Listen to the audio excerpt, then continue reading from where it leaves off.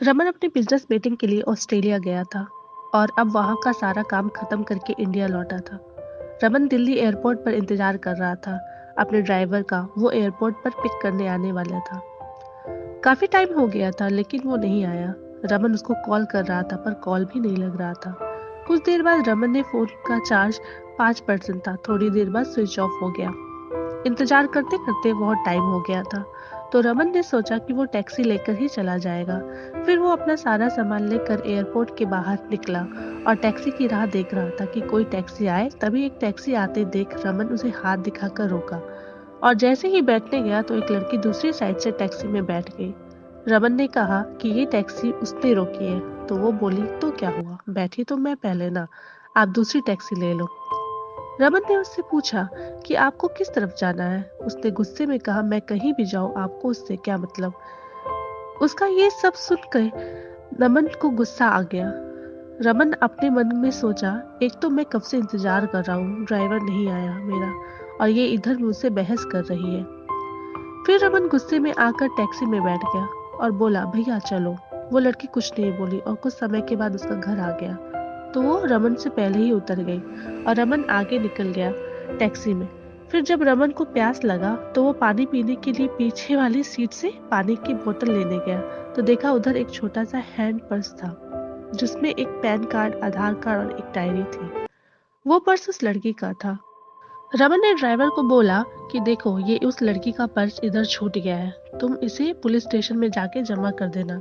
फिर वो ड्राइवर बोलने लगा कि नहीं साहब, मैं नहीं पढ़ना चाहता, ये पुलिस के चक्कर में वो बहुत सवाल पूछता है, बार बार पुलिस स्टेशन बुलाते ही मैं ठहरे एक ड्राइवर दिन भर गाड़ी चला के कुछ पैसा कमाता हूँ। अगर पुलिस स्टेशन के ही चक्कर काटते रह गया तो खाऊंगा क्या।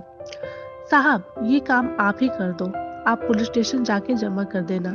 फिर रमन ने सोचा, ठीक है, मैं एक जिम्मेदार नागरिक होने का कारण ये तो कर ही सकता हूँ। और फिर रमन का घर आ गया। रमन ड्राइवर को उसका भाड़ा देकर उतर गया।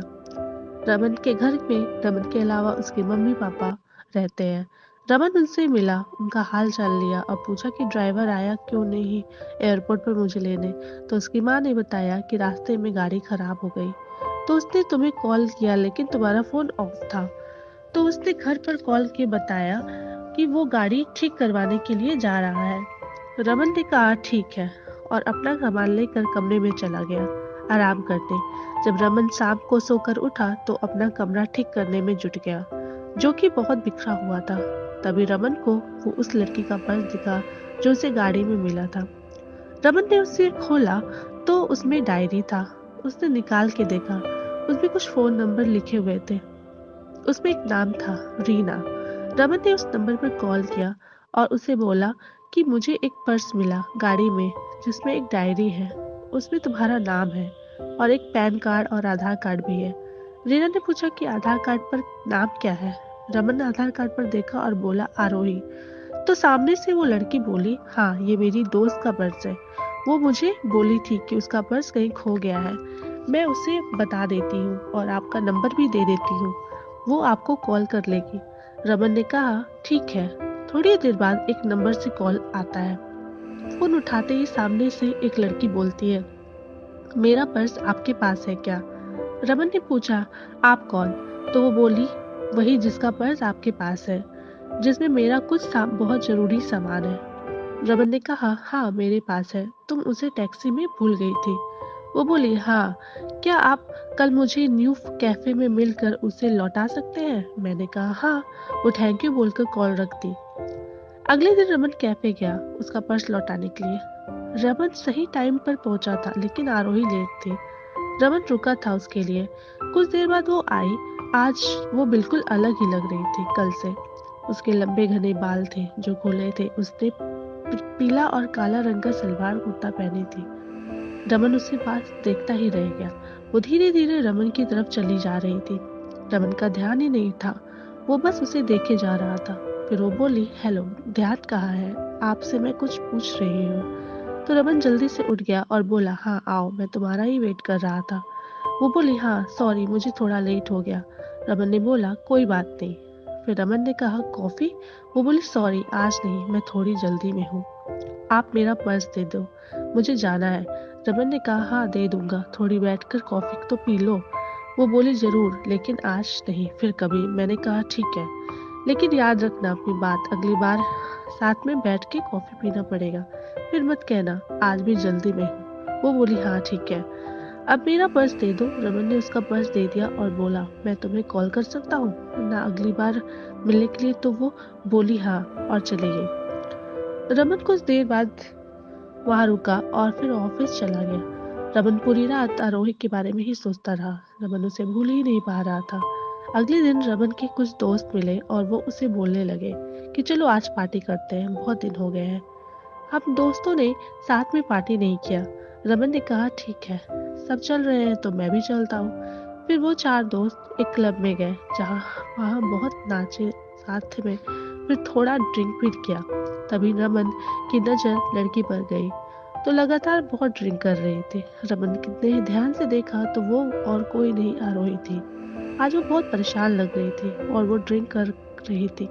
रमन तो बिल्कुल ही चौंक गया उसे देखकर। रमन उसके पास जा ही रहा था उससे बात करने के लिए कि तभी उसके दोस्त उसका हाथ पकड़कर डांस करने के लिए चले गए। रमन की नजर आरोही पर थी, लेकिन थोड़ी ही देर में वो वहां से चली गई। फिर रमन ने उसे क्लब में इधर उधर ढूंढा, लेकिन वो नहीं मिली। घर जाकर रमन उसे कॉल किया, वो कॉल भी नहीं उठा रही थी। रमन उसे बहुत बार कॉल किया, लेकिन उसने रमन का एक भी कॉल का जवाब नहीं दिया। अगले दिन फिर रमन उसी टाइम पर क्लब गया ताकि अगर वो आज आई तो वो उधर ही उससे पूछ लेगा। रमन अंदर जाकर वेट कर रहा था, लेकिन वो नहीं आई आज। फिर रमन ने उसे कॉल किया। इस बार उसने कॉल उठाया। कॉल उठाते ही रमन उससे पूछा, कहाँ हो तुम? वो बोली, क्यों, क्या हुआ? मैंने उससे बोला कि कल मैंने तुम कल क्लब में देखा था, तुम हद से ज्यादा ड्रिंक कर रही थी, क्या हुआ है? तुम्हें किसी बात का टेंशन है क्या?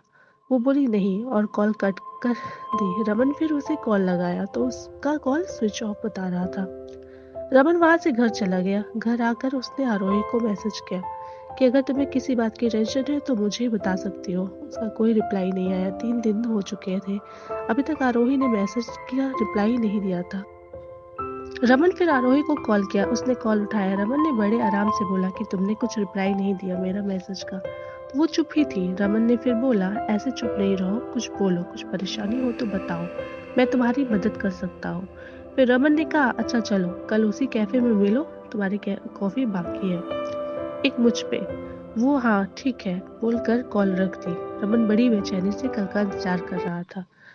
अगले दिन वो सुबह सुबह उठा, अच्छे से तैयार होकर आरोही से मिलने के लिए निकला।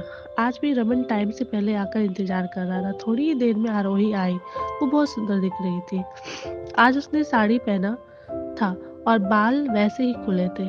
वो जैसे जैसे आगे आ रही थी चल के उसके बाल उसकी आंखों की तरफ आ रहे थे। वो उन्हें ठीक है करती हुई आ रही थी।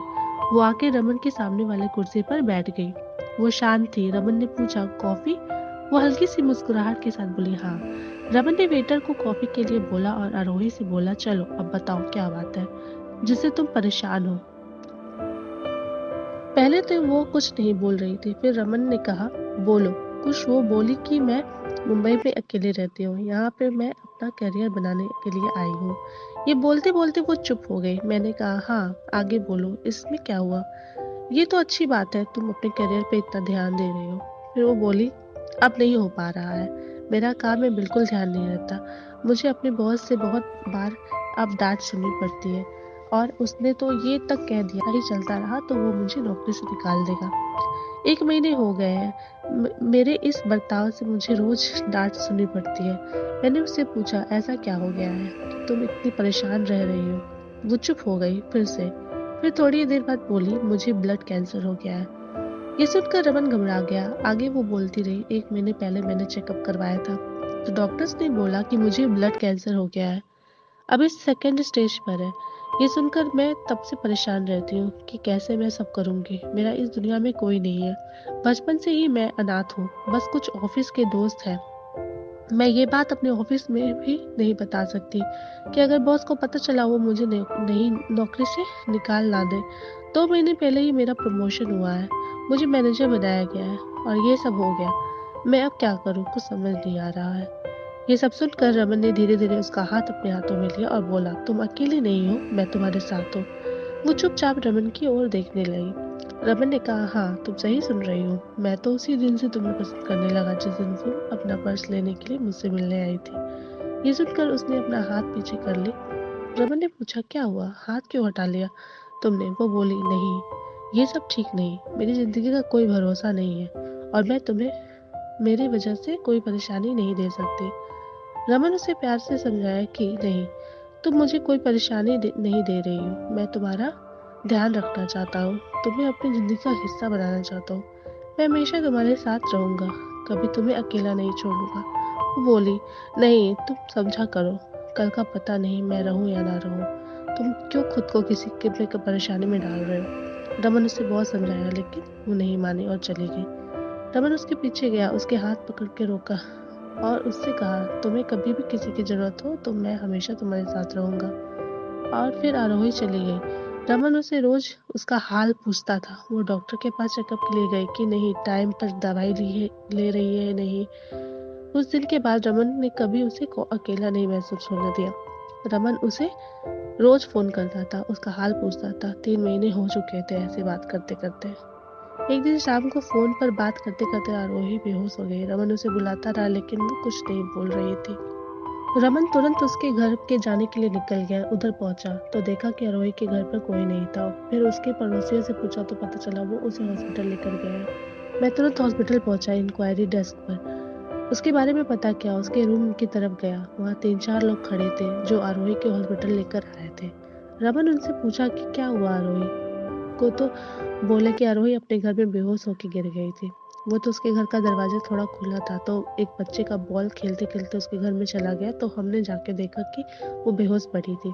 हम लोग उसे हॉस्पिटल लेकर आए। तभी आईसीयू से एक डॉक्टर बाहर आया और बोल रहे हैं आरोही की हालत खराब है, हमें उसका ऑपरेशन करना पड़ेगा।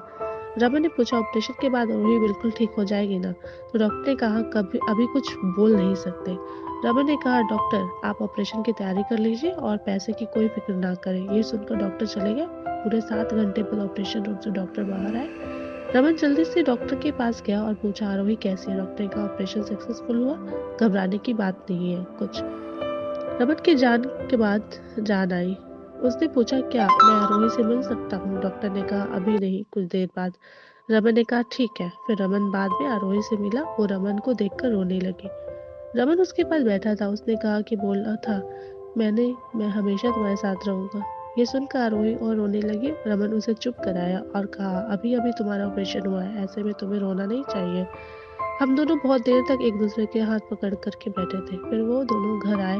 रमन उसका बहुत ध्यान रखता है। रमन ने आरोही के बारे में अपने घर वालों को बता दिया था, तो अब वो आरोही के साथ ही रहता था, उसका ध्यान रखता था। जब आरोही पूरी तरह ठीक हो गई तब दोनों ने शादी कर ली और हमेशा के लिए दोनों एक साथ हो गए।